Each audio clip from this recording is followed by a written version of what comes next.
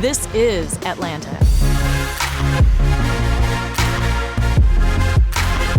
One of the places that I love to hang out is the Beltline.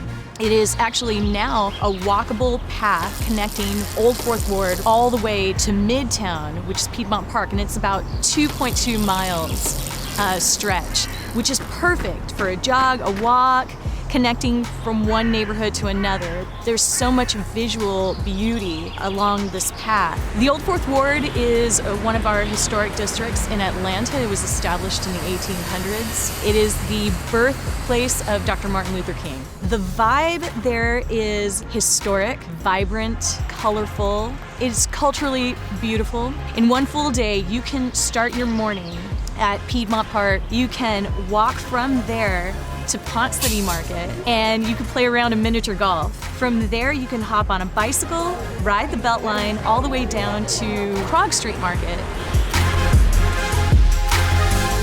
If you come to Atlanta, you must eat. You must come with an appetite, an empty belly, because we are going to feed you. Because that's what we do. We're a big city, a lovely community, and we love to feed.